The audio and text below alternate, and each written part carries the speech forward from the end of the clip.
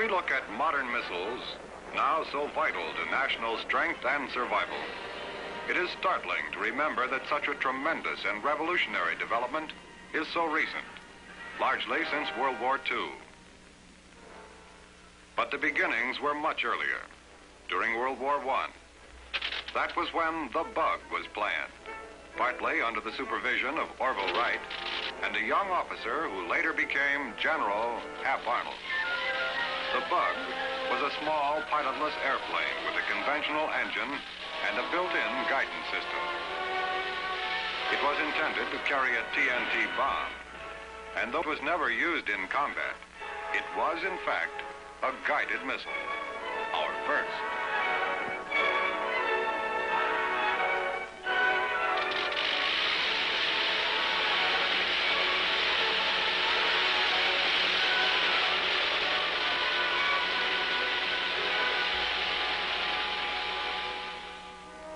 The development of the modern missile had to wait for the beginning of the right kind of propulsion.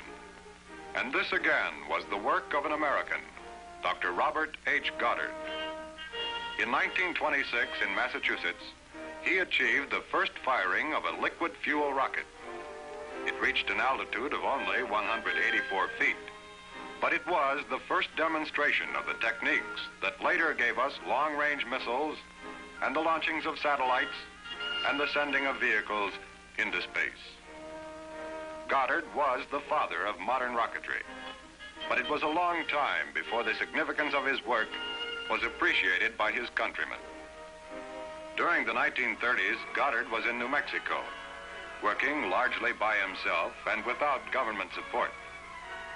In his research and experiments, he did not have military missiles in mind.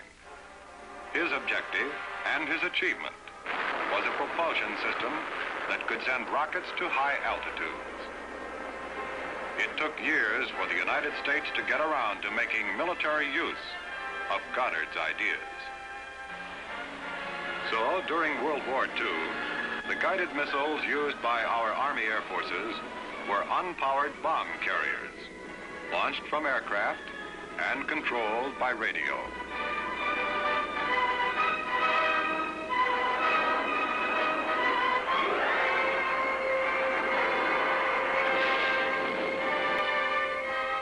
Another type was the Weary Willie, a dispensable conventional aircraft loaded with TNT. Without a pilot, it was guided to its target by radio control. Such weapons were valuable as a phase of development, but they were far from being missiles in the modern sense.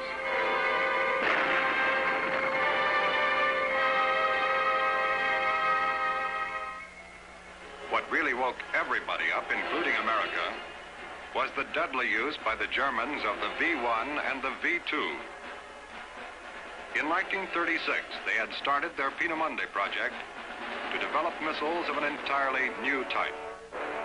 In other words, they had been hard at it in a period when little official notice was given to modern military rocketry in the United States. Still, it was 8 years before the Germans were ready to fire their new missiles, and their first one was not a rocket. It was the buzz bomb, the V1. Its propulsion was by pulse jet engine. The Germans fired more than 7,000 of them, of which more than 2,000 reached London, causing many thousands of casualties and vast damage. But the V1 was slow, a good target for anti-aircraft artillery or fighter planes. Nearly 4,000 of them were brought down.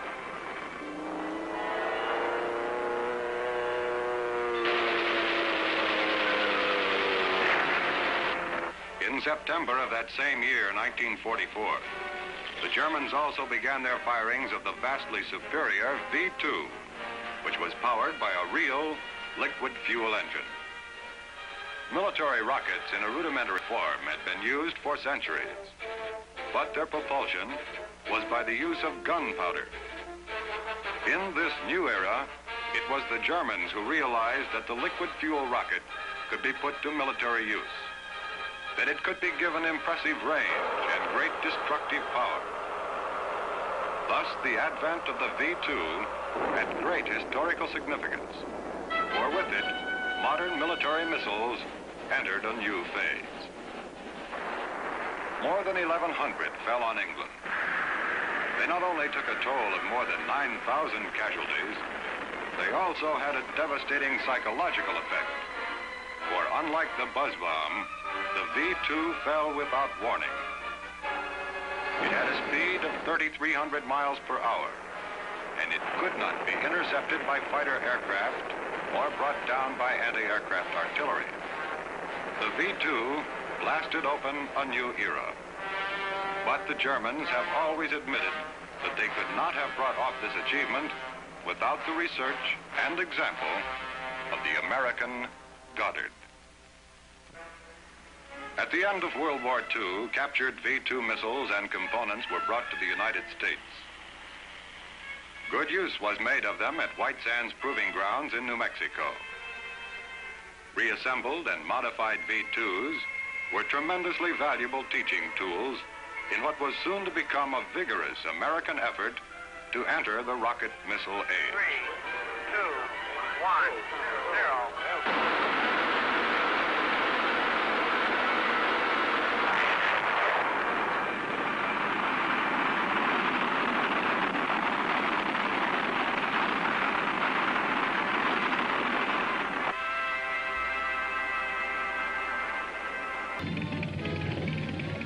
As for the future, well, it looks like this. Giant rockets burning liquid oxygen and alcohol, maneuvered by electronic devices, point their noses into the sky, to other continents, other planets, knows where, but always climbing through space to write another great chapter in the exciting history of flying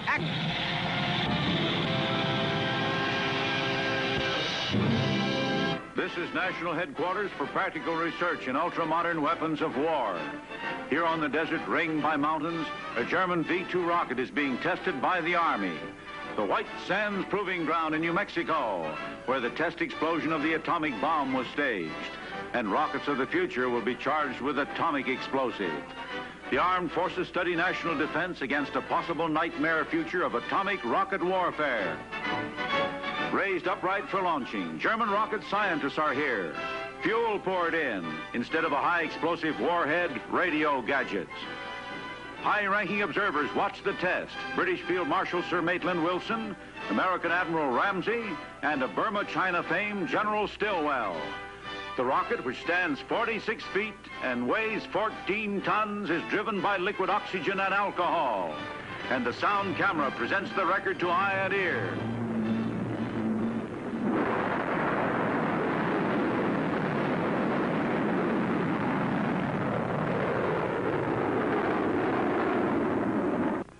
They follow the rocket.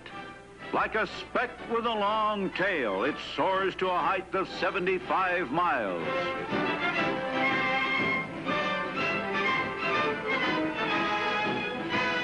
It landed 39 miles away. No explosive warhead, but remains a fuel-blasted crater 25 feet deep.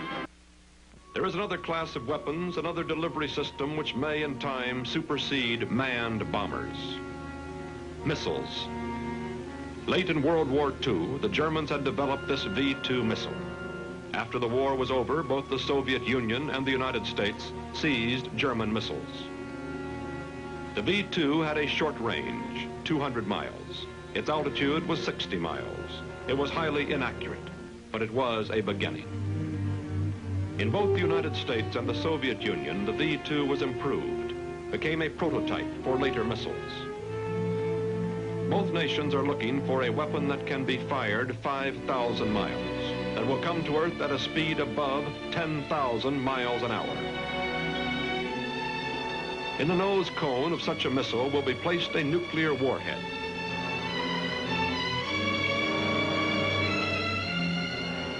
What fuels to use? Liquid oxygen, alcohol, sodium permanganate? What fuels will take a missile 500 miles into the air at speeds of thousands of miles an hour?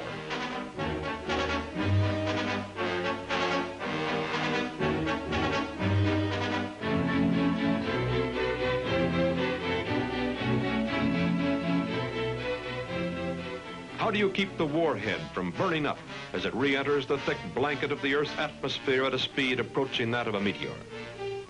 In the wastelands of the United States, and presumably in the wastelands of the Soviet Union, both nations are testing components of a missile that can carry a nuclear warhead 5,000 miles and deliver it on target.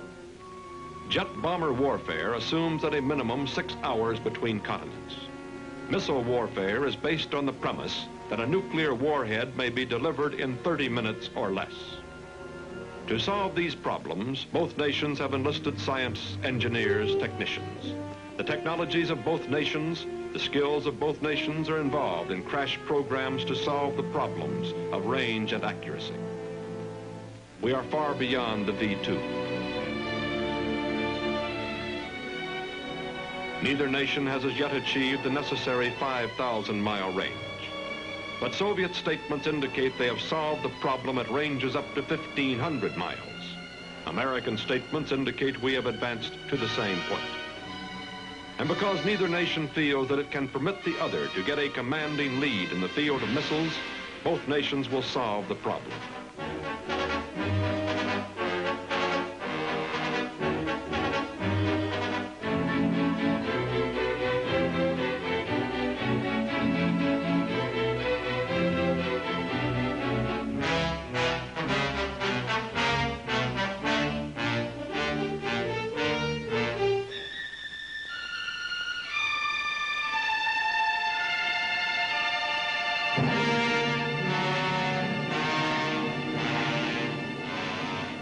What will it cost to achieve the intercontinental ballistic missile?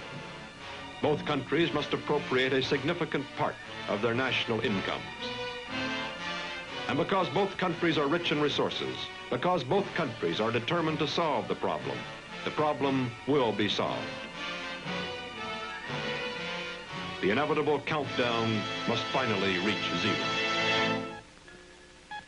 This is Araby Command to all stations. On my mark, the time will be X minus 3 minutes. Mark.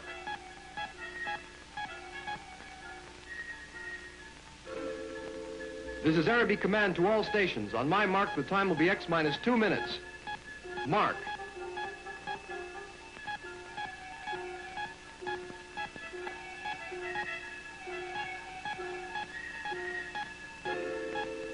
This is Araby Command to all stations. On my mark, the time will be X minus 1 minute. Mark.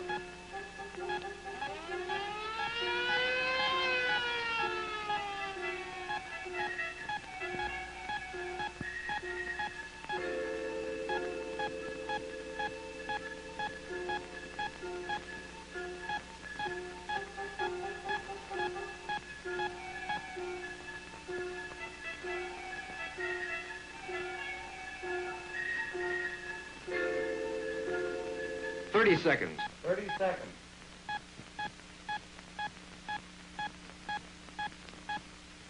25 seconds. 25 seconds. 20 seconds. 20 seconds. 15. 15. 14. 14. 13. 12. 11. 10. 9. 8. 7. 6. 5. 4. 3, 2, 1, fire. Missile away.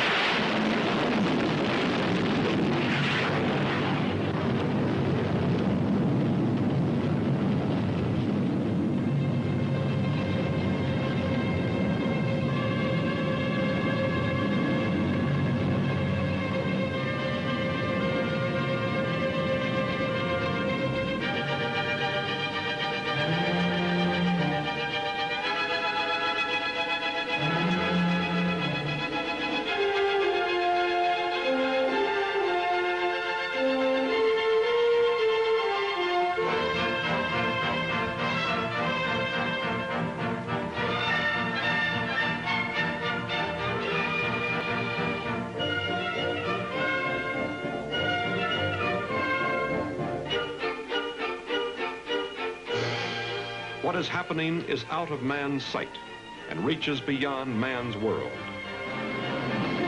It is coming to a point almost beyond man's comprehension. The nuclear warheads are so devastating that no one can understand what they mean. The missiles are reaching heights and speeds beyond man's capacity to understand. But this must be understood.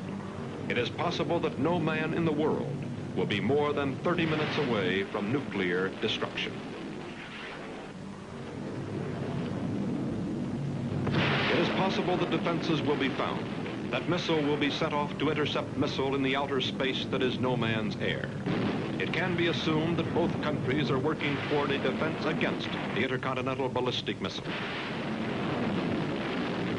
Yet the detecting devices may have to be something beyond radar, and an intercepting missile will have to climb slowly through the thick blanket of the lower air to intercept a missile that is traveling at an incredible speed. Yet, out of weapons of destruction beyond belief, delivered by instruments too high and too fast to be seen, there is arising a hope beyond belief, the hope that the world has seen its last major war. For it is a military axiom that no country attacks unless it expects to win a victory. And with the almost instantaneous nuclear retaliation that is developing, no country can attack without expecting a counterattack equally devastating. If no nation has a commanding lead in weapons, no nation can escape retaliation. Thus, from the ultimate weapons of air power may come the greatest hope of man, peace. The struggle for men's minds will continue. Tyranny may continue, but the major wars that have torn apart the 20th century may come to an end. All the bombers, all the missiles that man has built may point skywards and never be used in anger. Air power has made peace no longer a dream, but a hope and a possibility.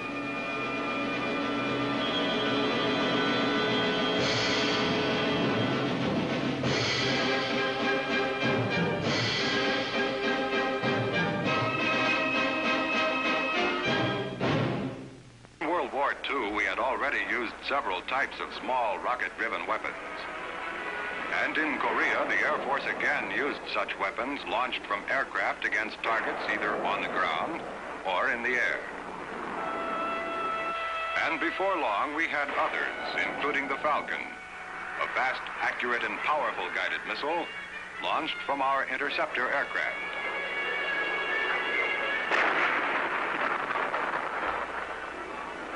The Genie, an unguided weapon, is the first air-to-air missile that carries a nuclear warhead.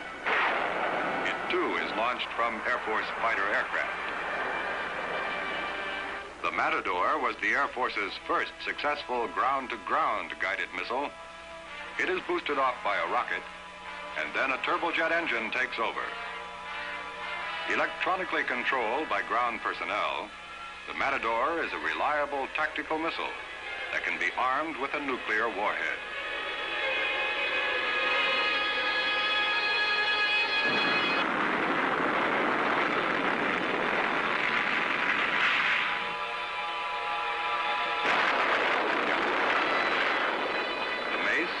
Improved version of the Matador, larger, faster, and of greater range. Our first answer to the need for a long-range strategic missile was the Snark. Again, a jet pilotless aircraft started on its flight by rocket boosters. The Snark was the world's first intercontinental missile. It had a range of about 5,000 miles.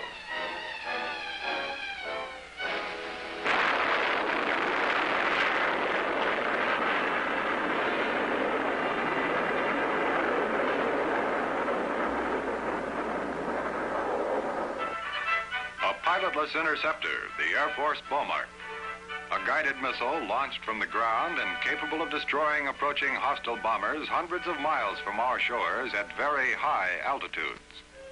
It gained much importance in plans for the defense of our borders. After the launching by a rocket, it is powered at supersonic speed by twin ramjet engines.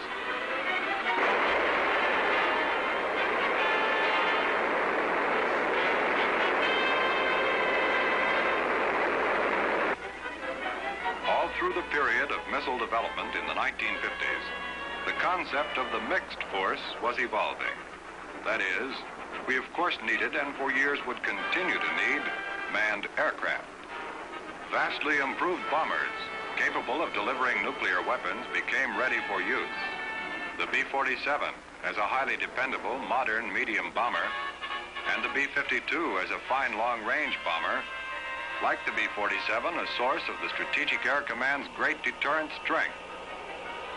For a considerable period, each of the two systems, manned aircraft and ballistic missiles, would have its own marked advantages. But while the successful use of bombers depends to some extent on tactics and countermeasures, a ballistic missile, with its hypersonic speed, can reach its target with small risk of interception by enemy aircraft. It was a most promising partner to the long-range bomber. So, in the 1950s, we embarked on one of the greatest crash programs in our history for the development of intermediate range and intercontinental ballistic missiles. With the Thor, the Air Force had its first intermediate range missile. It began a series of successful launchings in 1957 and was destined to win a place for itself in the arsenal of the free world. Besides being a good military missile, the Thor has been used with great success as a booster for satellites and space probes. The Air Force is rightly proud of the Thor.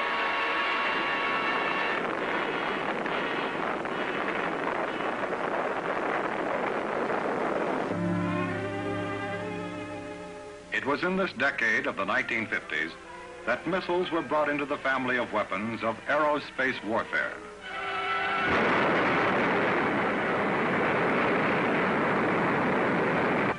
It was a revolutionary development that had the most profound effect on international relations, on the minds of men everywhere, on national objectives, and on military planning.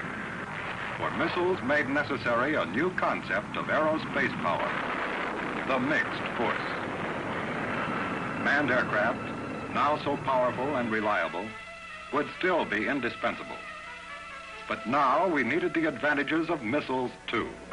And after long and hard effort, we had them.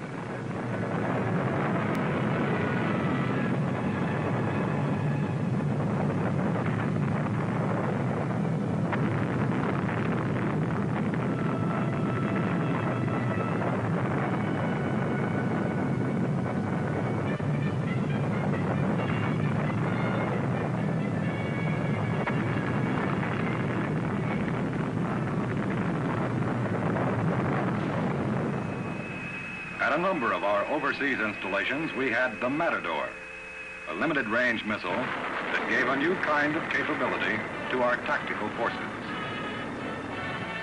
Our British allies established bases for the use of the Thor, our own Air Force intermediate-range ballistic missile. And from stateside installations, the Atlas, our first intercontinental ballistic missile, became ready for use under control of the Strategic Air Command. We had a complementary weapon to be used against any target which we could foresee in potentially hostile nations, no matter how far distant.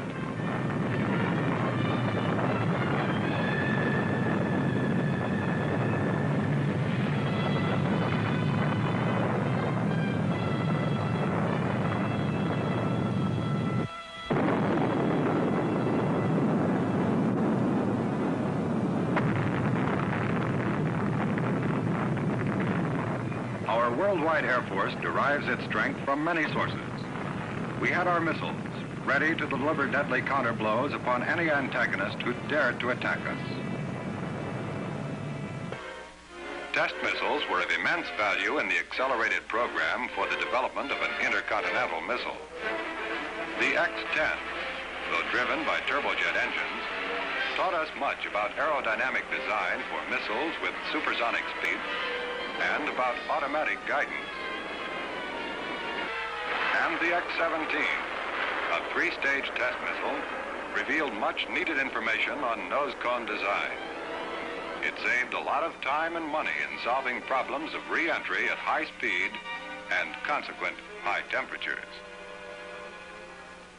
In 1955, the highest national priority was given, by order of the President, to the development of the Atlas. Late in 1957, the Air Force achieved the first successful launching of this giant. Some months later, when the Atlas was fully tested, our country took on new confidence in its missile capability. The Atlas became a vital part of our military strength, and other formidable missiles, such as Titan and Minuteman, were in the research and testing stage.